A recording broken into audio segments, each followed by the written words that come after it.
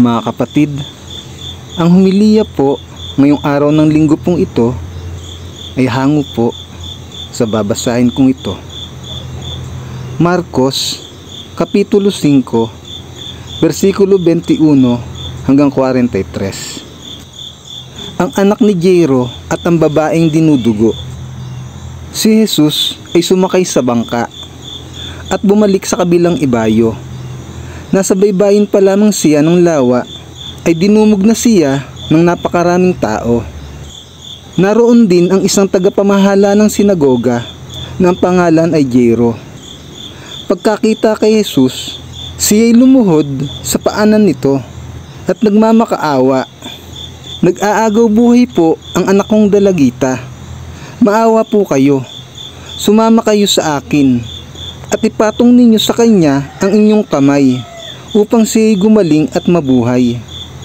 Sumama naman si Jesus, ngunit sumunod din sa kanya ang napakaraming tao, kaya't halos maipit na siya.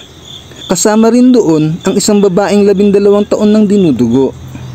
Hirap na siya sa sakit na iyon, at marami ng doktor ang sumuri sa kanya.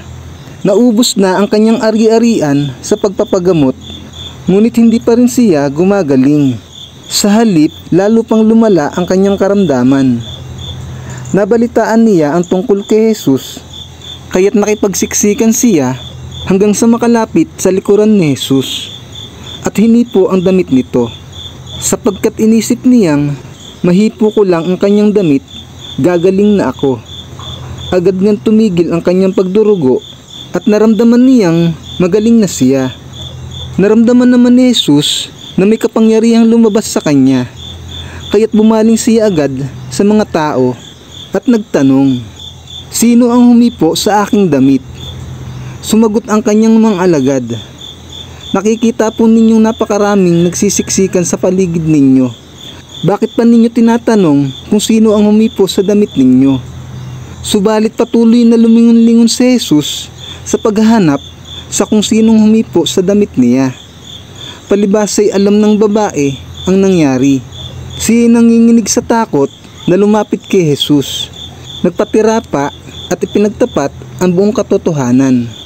Subalit sinabi sa kanya ni Jesus, "Anak, pinagaling ka ng iyong pananampalataya. Umuwi ka na at ipanatag mo ang iyong kalooban.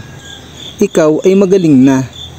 Habang nagsasalita pa si Jesus, may ilang taong dumating mula sa bahay ni Jairo. "Patay na po ang inyong anak.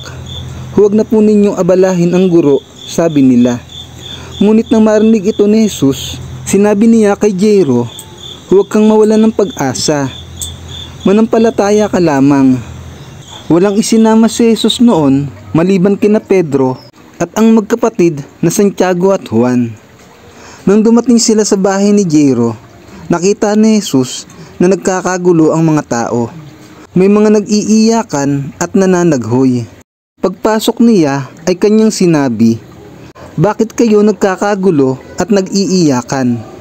Hindi patay ang bata, siya ay natutulog lamang." Dahil sa sinabi niya, pinagtawanan siya ng mga tao. Subalit pinalabas niya ang lahat maliban sa 3 alagad at sa mga magulang ng bata, at pumasok sila sa kinaroroonan ng bata. Hinawakan ni Jesus ang kamay ng bata at sinabi, "Talitha koum," na ang ibig sabihin, "Ining, bumangon ka." Noon di bumangon ang bata at lumakad, at labis na namangha ang lahat. Ang batang ito'y 12 taong gulang na. Mahigpit na ipinagbili ni Jesus na huwag nilang sasabihin kanino man ang nangyari. Pagkatapos, iniutos niyang bigyan ng pagkain ng bata. Ang mabuting balita ng Panginoon. Pinupuri ka namin, Panginoong Hesukristo.